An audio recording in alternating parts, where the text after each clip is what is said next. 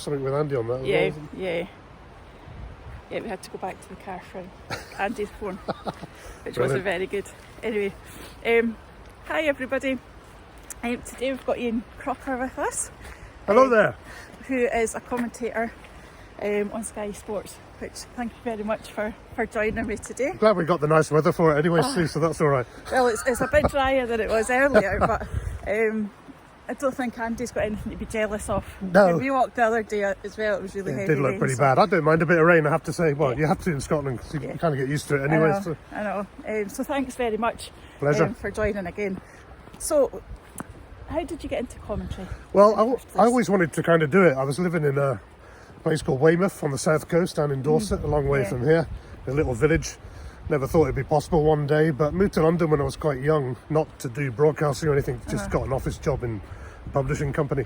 I was 17 at the time, and I look back now and think, wow, for a little country bumpkin like me, I went to the big city. It was quite scary, to be fair, but I eventually got a job at the BBC and couldn't get into the broadcasting side of it again. That was just an office job. So I started working for Capital Radio in London, doing bits and bobs. And from there got into working at West Ham, actually, who I'd started to support along with my local team, Weymouth, because they had the same colours. That's how simple things were when you were 9 years old. Only it was as simple now. Anyway, started meeting a few people here, there and everywhere. And there was one Monday morning where there was the launch of Sky Sports, effectively, Premier League coverage back in '92. And Capital had been invited. But I've been doing a breakfast shift since about 4 o'clock. I didn't really fancy it, but there was nobody else in because it was a Monday and we'd all worked at the weekend. Nobody fancied it. So the boss said, you got to go, we got to be represented, get a few interviews and so on. So I was like, oh dear, I really don't want to go. Been off since 4, long weekend. Anyway, went along, ended up sitting next to Vic Wakeling, who was managing director of Sky Sports. And I think it was a combination of an early start for me on the day and then a couple of glasses of red wine possibly. I started giving it, Vic, I'm going to be working for you one day. God knows what he was thinking. But I'd hardly done any commentating at that point. But anyway, a few months later, somebody from Sky rang up and said, oh, Vic remembers you from that press conference. I thought, I bet he does, after a few glasses of red. And they said, would you like to commentate on the Bundesliga for us? Because we're just starting coverage. I was like, great. So kind of did that alongside my radio. But I often think still to this day, what would happen if I didn't go along and meet Vic? And you think, these are the moments in life that you think, crikey, imagine, I might not have gone. So a lot of it is right place, right time. And I mean, you obviously love football. Yes. So it must just be the best job for you. It's a dream job. Everybody says you don't realise how lucky you are, but crikey, we realise it every day. With every game as well, especially this week when we were doing Scotland on Denmark on Monday night at Hampden, and the place was just like I've probably never seen it before. Well, actually, that's a lie. It was the same against Israel, but we've been waiting 20 odd years for moments like that with the national team, and I do feel, although I'm English, having followed them for 23 years, I call them we, because Scotland team is, I feel part of that. People, have a laugh at that, but thank God we're finally getting some joy with them, because I think they're a really good bunch of players, and just need to get to that World Cup now. I know. So what do you think the difference is now then for the Scotland team that we've got at the moment on to what we've had in the past? I know, it's weird, isn't it? Because we had some good players in the past as well, but for whatever reason it didn't quite happen. But you look at this group and I think they're better players than we sometimes give them credit for. Maybe sometimes than they believe. I mean, not the guys at the really top level, they'll know how good they are, and we've got a manager who's gelled it all together, and it took him a while, and not so long ago people were going, oh, why are we giving Stephen a new contract? And things didn't look great, even when they lost in Denmark in September. But then the winning streak, obviously. But as I say, you look at the team now, you've got Craig Gordon, he's looking all right for 73. And you've got Andy Robertson, Kieran Tierney, Billy Gilmore, Callum McGregor. Shea Adams, I thought he was excellent in the 2 games just gone. He's brought something to the team that they maybe didn't have. So I think you look through that squad now rather than just a starting 11. I think we've got really good players here. It's a team. Yeah, an absolute team in it together, and the fans are all buy into it as well. The interest is back. Not so long ago there was a bit of apathy about the national team. Certainly not now. And we got that home playoff in March one more game after that, which could be at home as well, 50-50, assuming they get through. I just hope these guys make it to a World Cup, because no Scotland, no party, obviously. I know. And we actually got a smile out of the manager the other night as well. Yeah, I see Steve away from football, and he actually can be very funny. But yeah, he does have that image, as he said himself, that he doesn't smile enough. But I love the way he started his interview with a big grin, because that was the sort of performance that he's been working towards with that team. And I know Denmark had a few players out, but they've still got a decent squad of players. It's just the way everyone was outstanding to a man for Scotland. It was just terrific, and to be privileged to commentate on it. Somebody texted me after saying I'm becoming an omen to the national team. It's actually about saying you're having a laugh. For 20 years, I started commentating on them in 1998 when they never qualified for a tournament until last year. So I said, I think it's a bit too soon to say that, but it's we're all enjoying it, and long may it continue. Yeah, so I think some of the comments that have been coming, because I obviously Google people when I'm going to do a walk with them, and a lot of the comments are that your commentating is amazing when you're commentating on Scotland, amongst all the other matches you do, but I think because you're so passionate. Yes. And you're English. Yeah, I know. Maybe that's adopted honorary Scot, I think. Obviously I've got Coisty next to me, who's just jumping about with the passion and the noise as well, and you're just feeling every kick and every moment. A few awkward steps here soon, let's not fall over. That'll be good for the video, but not for us. Yeah, you just get into it, and I was listening to the Bonnie Banks of Loch Lomond that they played over the Tannoy at half time, and found myself singing along on Monday night, and everyone was just so into it and so up for it, because we waited so long for days like that. But there is something about Scotland. I mean, the English pals are saying, but did you win 10-0? We don't want to win 10-0. We want a bit of drama and a bit of tension. Sometimes we're happy with a draw. Yeah, exactly. 10-0. Boring goal fest. Scotland's the best team to watch. Come on. So talking about, you've obviously commentated on quite a lot of matches. What's been the best one, you think, that you've commentated on? Yeah, I mean, this is a tricky one, because I've been lucky enough to do 60-odd Old Firm games, all of which were fabulous and great to do. And 60? Yeah, 65, I think. I was trying to count them up. That involved having to remember some of the ones that I did do or didn't do. But, but I have to say, there were... should we risk getting run over here? Let's go for it. We'll head down towards the Balmaha Pier. So anyway, Hibs winning the Scottish Cup is right up there when they beat Rangers. Sorry, Rangers. Nothing personal, but commentators are selfish.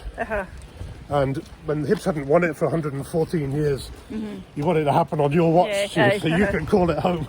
And so and the way they did it with the injury time winner was something special. And the reaction from all the Hibs fans, generations of whom wouldn't have been anywhere near a moment like that either. The singing of Sunshine on Leaf. Oh, it makes my goose pimples. Spine tingling, isn't it? And actually, funnily enough, we let the whole of that go, more or less. The fans singing Sunshine on Leaf live on the telly. And everyone was saying what a great piece of telly it was. And it was. I thought it was ironic that one of the best pieces of telly I've been involved in was when I didn't have to actually speak. The Hibs fans doing it all for us.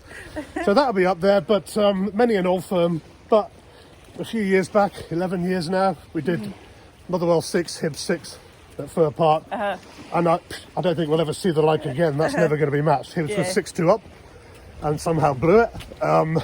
Motherwell missed a penalty at 5-6, and then Lukas Jukovic scores a Van Basten-style screamer to make it 6-6. And I just think, it's quite nice that, the Old Firm, obviously we accept how big they are and they're at the heart of so much. So it's quite good that Motherwell and Hibs can come along and produce a game like that you'll remember forever. And it always makes me laugh. In fact, I was doing a piece for the Motherwell Matchday programme today about it. That a lot of Motherwell fans walked over to the bar opposite at 2-6. Really? And about 15 minutes later, they're all rushing back in, thinking, hang on a minute. But so that was pretty extraordinary. But I've been lucky. I've seen a few good ones. Oh, that sounds good. But there's obviously the other side of that as well, where you need to look or you need to sound interested in matches that aren't always the best. How do you do that? Experience mainly helps. I thought we were about to get run over again there. And Actually, every game. In fact, Motherwell Hibs taught me something, because I went along, and I know there were European places riding on it. It's end of season, and everyone's thinking, "Oh, this might not be great." So you can never judge a game before you do it. So that was superb, and yeah, there are games I've done. I mean, I did an international a few years back, Norway 0, Azerbaijan 0. Honestly, nothing happened. Nobody had a shot. And you do preparation for every game. You have stats for every player. You have general match stats as well. And I ended up using them about 4 times over in that game. I was on my own as well. I didn't have a coke on. I couldn't even bounce off anyone or just carry on speaking, whoever you are. So that was a stinker. And you remember games like that, but they do help you. But we were saying this season, the live games we've done in Scotland have nearly always been fantastic. There's been so much on the club matches and obviously on the internationals as well. So I think we're having a really good season on that front. So, you know, it's been good. Yeah, you've worked for Sky for quite a few years now. Yes. Yeah, similar to me. So you're really passionate about Scotland. You're living up here. We're walking along the side of Loch Lomond. Yes. It's absolutely gorgeous. It is gorgeous. It's more gorgeous we can actually see the loch, apart from the mist today. But having said that, I don't mind the mist either. I feel something about the winter months in Loch Lomond that are fabulous as well. Obviously, when the sun's out, it's superb. But when you get a rainy, misty day, it's quite cosy, really. And it's not cold today at all. It's not cold, no. It looks miserable, but the colours are amazing. Look at the autumn colours are fantastic. I mean, the blend around this part of the world. You drive around and it's like, wow. And it always we used to, when I used to live in England and come up and do the games, we used to stay in and around this area, and you're just like in awe of some of the places, but not just Loch Lomond, to be fair. You say that about Scotland generally. And we've got many a place in Scotland that we haven't visited yet, but we'd dearly love to. COVID kind of stopped that a bit. But we must get back on track because there's just so many places to see. But yeah, Loch Lomond has always been a rather special place, and the beauty of it, there's actually a beach not far from here in Balmaha called Millarity Bay. It's literally 5 minutes up a very steep hill, and that's stunning scenery of the mountains and everything. It's just a beautiful part of the world, a beautiful country. It is. And when we were driving down, because we've been at Fort William, and every time I go past Loch Lomond, I'm like, I can't believe how big it is. You know, and I always think it's like 5 minutes down the road kind of thing, but it's not. It takes a good half hour to get sort of from one end to the other. Yes, we years back we saw a sign saying tourist route for Loch Lomond, so we thought, well, that'd be interesting. So we took it, and honestly, went on forever, and it started getting dark on all those little windy roads and all that. And the girls were like, "Not sure about it. We need to get out now." So well, I don't really know the way out is. I think we just follow it all around. So and we drove up a mountain once, which is a bad idea, because we got to the top and the track had become like great views and everything. The track had become like that, and I thought I want to reverse, but actually I don't want to because it was a big drop if you got it wrong. So we've had a few scary moments, but the scenery is spectacular. It's gorgeous. So this is home now. Yes, moved to Scotland last year. Made sense really with the number of games that we do here. Still go down to England to do a few Premier League matches. But yeah, it's just such a chilled out part of the world, you know, and it's never a chore driving back into Scotland, is it? Because you've got, if I do a game in the northwest, for example, Liverpool or Manchester United, you drive through the lakes, and then you hit the borders, and then you get to Loch Lomond, and it's just the scenery is different every part of Scotland that you go to. Yes, it really is a stunning country, and I'm sure there's a lot of Scots who could probably get out more and see a bit of their own country as well. But I get that when you live here, you probably wouldn't. But no, it is absolutely just gorgeous. That's gorgeous. Really nice. Thank you so much. Absolute pleasure. Before we go, is there anybody that you? Do you know, I feel I ought to try and get you Chris Boyd or Ali McCoy, Stephen, but good luck getting hold of them because they never answer the phone when I ring. Maybe they just don't want to speak to me. But I'm going to have a go at one of them two, or even both. We'll ask the question and see when they're available. They're busy guys, but you can but ask, and we'll see. But what you're doing here is really good because so many people have been affected as Yeah. you know, and so Yeah. many families, same here. So it's a good job and great to get out for a walk around this beautiful country. Beautiful country, yes. Could have done with a bit less mist here today, so you could have actually seen the mountains, but Yeah, hey, I'm just gonna that's have all a part wee- of it. A wee wander round to show everybody. And we're back. Ah, it's still beautiful, isn't it? Yes, it's gorgeous. Doesn't matter if it's misty or not, it's beautiful. It is. And it would make you come back to It's see just- it. And, Yeah, when the When- blue skies are yeah, out, I mean, it is fantastic. Yeah. But having said that, as I mentioned, you've got to get used to it in the mist and the rain as well, Yeah. because there's quite a lot of that about too. Exactly. But it is just, Yeah. it's some country.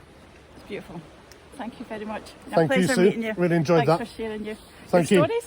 I'll Take speak care. to you later. See you. Bye. Bye.